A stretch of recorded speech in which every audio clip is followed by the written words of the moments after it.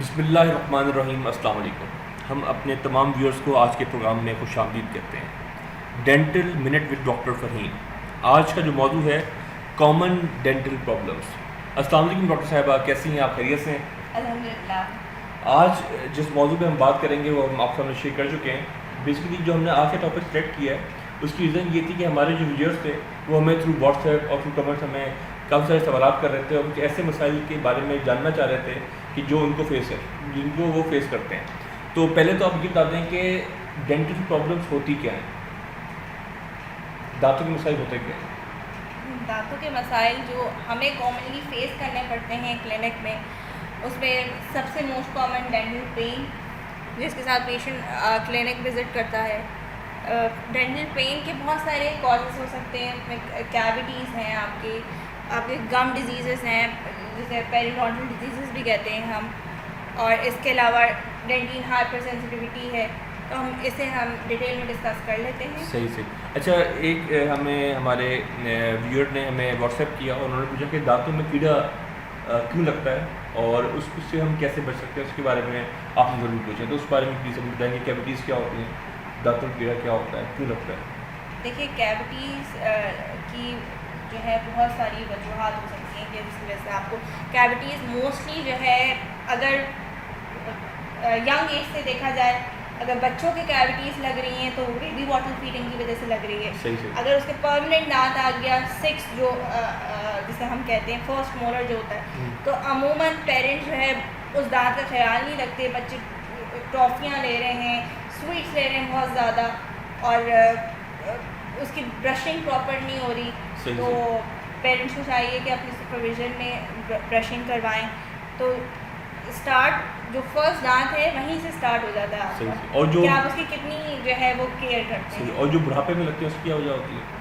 देखिए, कैविटीज़ किसी भी एज में हो सकती हैं आपको। सही तो सही। कीड़ा लगना इट्स नॉट अप्रोप्रिएट टर्म। आप इसे ये कह सकते हैं कि कैविटीज़ क्यों हो रही हैं। सही। ठीक है, तो अब कैविटीज़ के यही है कि हमारा एक तो ईटिंग पैटर्न नहीं है। हम लोग जब दिल चाहता है खा लेते हैं, तो उसके लिए बेहतर ये है कि आप जो भी चीज़ खाएं, अगर चॉकलेट्स खानी है तो एक ही दफ़ा में सारी चॉकलेट्स खा लें। तो और फिर अच्छी तरह आप एक दफ़ा ब्रश करें। सही। ये नहीं कि फ्रीक्वेंट जो हम स्नैकिंग करते हैं तो उससे परहेज़ कीजिए। ड्राई माउथ की वजह से भी हो सकती है, कुछ मेडिकेशन है जिसकी वजह से सलाइवरी फ्लो नहीं होता, सही। तो उसकी वजह से भी कैविटीज़ हो सकती हैं। ठीक। उसके अलावा प्रॉपर ब्रशिंग जो मैंने आपको बताया कि बिल्कुल। उसकी वजह से भी कैविटीज़ हो सकती हैं। सही। अच्छा, अब कोई ऐसा पेशेंट जो आपके पास आ गया जिसको कैविटी लगी हुई है, जिससे ऑलरेडी कोई मसले हैं, तो उसको आप कैसे ट्रीट करती हैं? मतलब उसका दांत निकाल देती हैं कैविटी वाला, या कोई इसकी ट्रीटमेंट है कि बजाया जा सकता है? इसके बारे में थोड़ा सा आप हमें इनपुट दीजिए। देखिए, अगर दांतों में कैविटीज़ हैं और उसके लिए सबसे पहले तो हम फिलिंग करते हैं। सही। फिलिंग्स अगर फिलिंग नहीं कर पाते, आप सेफ नहीं हो सकता वो दांत फिलिंग से, तो हम आरसीटी रिकमेंड करते हैं। सही। और अगर आरसीटी भी बहुत ज़्यादा ग्रॉसरी केस होता है, जैसे बहुत ज़्यादा कैविटी जो है आपके रूट्स और हर चीज़ को ऊपर चली जाती है, तो फिर हम एक्सट्रैक्शन रिकमेंड करते हैं। जी, वैसे बहुत ही अहम, जिसको हम बहुत इजी लेते हैं बच्चे, तो हमें चाहिए कि मैं बल्कि आपको डाल रिकमेंड करें। करूँगी कि जी। इस टॉपिक को एक अलग से हम सेशन रखें जिसमें हम इसे इन डिटेल डिस्कस करें। अभी हमने सिर्फ एक सुपरफिशली इस पे बात की है, बिल्कुल। जो कि इट्स नॉट इनफ, ठीक इसको है। मज़ीद डिस्कस करना चलिए चाहिए। हम अगले मौजू पर आते हैं। जो अगला मुझसे सवाल था कि कुछ ऐसे लोगों ने मैसेज किए कि जिनको उनके दांतों से खून निकल रहा था, मसूड़ों से मसूड़ों से खून निकल रहा था। तो ये गम डिजीज़ क्या होती है, मसूड़ों से खून निकलना क्या होता है, इसके बारे में कुछ हमें बताएं। देखिए, मसूड़ों से खून निकलना जो है ये भी बहुत कॉमन डेंटल प्रॉब्लम है। अगर इसकी जो गम डिजीज़ हैं, इनकी 2 स्टेजेस हैं। जो अर्ली स्टेज है उसे हम जिंजिवाइटिस कहते हैं, जो लेट स्टेज है उसे हम पेरियोडोंटाइटिस कहते हैं। तो जिंजिवाइटिस में जो है वो आपके जो उसके अर्ली साइन ये है कि ब्लीडिंग, गम्स ब्लीड करना शुरू हो जाते हैं, आपके मसूड़ों का कलर चेंज होना शुरू हो जाता है। सही। और इसके अलावा इसके लिए मैं यही रिकमेंड करूँगी कि अगर आपको गम डिजीज़ है, आपको मुस्तकिल आपके गम्स ब्लीड करते हैं, तो आप डेंटिस्ट को विज़िट करें। और इसको सीरियसली कंसिडर करें, सही क्योंकि अगर इसे आप नहीं कंसिडर करेंगे तो आप टूवर्ड्स पेरिडोंटल डिजीज़ चले जाएंगे। सही और पेरिडोंटल डिजीज़ में क्या होता है कि आपके गम्स रिसेशन हो जाती है, बोन रिजॉर्प्शन हो जाती है, जिसकी वजह से आपके दांत हिलना शुरू हो जाते हैं। सही या फिर ये होता है कि आपको ये लगता है कि मेरे दांत बड़े हो गए, एक्चुअली वो बड़े नहीं होते, लंबे नहीं होते, वो गम्स अपनी जगह छोड़ना शुरू हो जाते हैं और हड्डी टूटना शुरू हो जाती है। सही तो पेरिडोंटाइटिस जो है मोस्ट कॉमन प्रॉब्लम है अडल्ट्स में, क्योंकि विद एज भी बोन डिसऑर्प्शन होती है। सही अच्छा मैडम, अगर आपके पास लोग आ गए जो कि जिनको कोई ऑलरेडी गम डिजीज़ था, तो उसकी ट्रीटमेंट आप कैसे करते हैं? मतलब कोई इसको मेडिकेशन देती हैं या इसकी कोई ट्रीटमेंट है? देखिए, अगर जैसे प्लाक एंड कैलकुलस के लिए हम scaling and route planning recommend करते हैं, स्केलिंग करते हैं, और और हाइजीन मेंटेन करने के लिए कहते हैं, उसके लिए सर्टेन माउथ वॉश रिकमेंड करते हैं। बेहतर। फिर हम नेक्स्ट आते हैं, जो सवाल आया कि डेंटल सेंसिटिविटी, कि कुछ लोगों को ठंडा गर्म लगता है दांतों में, तो उसके बारे में बताएं कि ये क्यों लगता है और इसको हम कैसे प्रिपेयर कर सकते हैं, कैसे हम इसे सेव हो सकते हैं? देखिए, डेंटीन हाइपर सेंसिटिविटी कहते हैं हम इसे, और इसे सेंसिटिविटी भी कहते हैं। अब अगर 30 सेकेंड्स के लिए आपको दांत में ठंडा लग रहा है तो इट्स नॉर्मल, अगर 30 सेकेंड से ज़्यादा है तो इट्स समथिंग रॉन्ग। तो इसके लिए मैं यही कहूँगी कि आप अगर दांत आपके सेंसिटिव हैं तो उसके बहुत सारे वजूहात हो सकती हैं। एक तो केरीज जो कैविटीज़ हैं उसकी वजह से भी हाइपर सेंसिटिविटी हो सकती है। उसके अलावा हम टीथ ग्राइंडिंग, अक्सर लोग जो है अपने दांत पीसते हैं, तो उसकी वजह से ये होता है कि जो हमारी आउटर लेयर है दांत की, एनामल जिसे हम कहते हैं, वो वेयर ऑफ हो जाता है और डेंटीन एक्सपोज हो जाता है।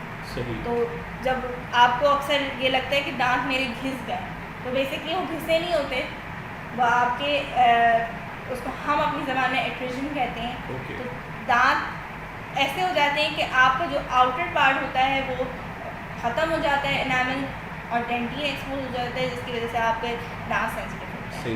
अच्छा, अब इस सूरत में कोई ऐसा पिक्चर आपको जब आता है तो उसको आप फिर क्या रिकमेंड करती हैं? कुछ ट्रीटमेंट रिकमेंड करती हैं या कोई मेडिकेशन? देखिए, अगर डेंटीन ये सेंसिटिविटी कीड़ा लगने की वजह से, तो हम उसको जो भी है रूट कनाल रिकमेंड करेंगे, या फिलिंग अगर हो सकती है तो वो रिकमेंड करेंगे।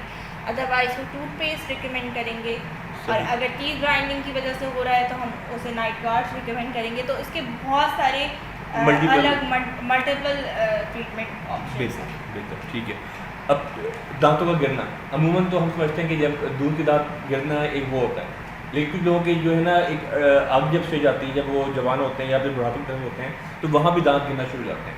तो इस हवाले से आपके पास जो पेशेंट्स आते हैं तो ये उनको आप क्या बताती हैं, और ये इस रीज़न क्या है दांत गिरने की? देखिए, दांत गिरने की सबसे अहम वजह तो यही पेरिडोंटल डिजीज़ है आपका। अगर आप केयर नहीं कर पा रहे प्रॉपर, तो उसकी वजह से आपके दांत गिरेंगे। आप प्रॉपर ब्रशिंग नहीं कर रहे, फ्लॉसिंग नहीं कर रहे। और उसके अलावा भी ये होता है कि अक्सर लोग अपना डेंटल ट्रीटमेंट कराते हैं, जैसे RCT करवाई, उस पर क्राउन नहीं करवाया, कवर नहीं करवाया, तो वो RCT फेल हो गई और फिर दांत एट द एंड निकालना पड़ा। तो उसकी वजह से एक्सट्रैक्शंस आपने मल्टीपल करवा दी अपनी, तो ये भी टूथ लॉस का अहम रीज़न है। सही। तो टूथ लॉस के लिए हम लोग, अगर आप ट्रीटमेंट ऑप्शंस पूछें, तो अगर किसी के दांत, जैसे अब इस पिक्चर में दिया हुआ है तो एक दांत मिसिंग है, तो हम इस पर ब्रिज भी दे सकते हैं, हम इसमें पार्शियल डेंचर भी दे सकते हैं। तो उसके मल्टीपल ट्रीटमेंट ऑप्शंस हैं। और अगर इन एडवांस चले जाएँ तो इम्प्लांट, मिसिंग टूथ के लिए implant is the best option. एक ऐसा मसला कि जो मेरे ख्याल से हर दूसरा तीसरा बंदा जो है ना इससे परेशान भी है, बेड ब्रेथ, इसके बारे में आप क्या कहेंगी? देखिए, बेड ब्रेथ के बारे में मैं यही कहूँगी कि सफाई, हाइजीन का ख्याल रखें, ब्रशिंग करें। कैविटीज़ की वजह से भी बेड ब्रेथ हो सकती है, फूड इन्फेक्शंस होती हैं, उसकी वजह से भी बेड ब्रेथ हो सकती है। और इसके अलावा हम दांतों की तो सफाई कर लेते हैं, हम ज़बान की सफाई नहीं करते। टंग कोटिंग की वजह से भी हो सकती है, सर्टेन मेडिकेशंस की वजह से हो सकती है, जैसे मेट्रोनिडाज़ोल है, इसके अलावा और दवाएँ हैं, उनकी वजह से भी हो सकती है। एजिंग के साथ साथ आपकी जो है सलाइवा, ड्राई माउथ आपको जो है कंप्लेन आपकी होती है कि हमारा मुंह इतना सलाइवेशन नहीं है, सलाइवा प्रोड्यूस नहीं हो रहा, तो उसकी वजह से भी बेड ब्रेथ हो सकती है। सही तो सही इसके लिए हम टूथपेस्ट, माउथ वॉशेस ये रिकमेंड करते हैं। सही सही। अक्सर लोग कहते हैं कि शायद मैदे की वजह से। हाँ, मैदे की वजह से भी हो सकती है। बहुत सारे मैंने आपको बताया कि इसके रीजंस हैं, जीआई प्रॉब्लम्स की वजह से भी हो सकती सही। है। अच्छा, एक कॉमन डेंटल प्रॉब्लम्स में एक और प्रॉब्लम जिसके बारे में मैं आपको डिस्कस करना चाहूँगी वो है अल्सर्स, मुंह में छाले। ओह सही। तो इसके हवाले से मैं कहूँगी कि इस पर आप एक पूरा सेशन रखें Sure. कि ये मुंह में छाले क्यों होते हैं, इसकी क्या कॉजेज़ हैं और इसके ट्रीटमेंट ऑप्शंस क्या हैं। तो ओरल अल्सरेशंस भी आप इसमें ऐड करें। श्योर।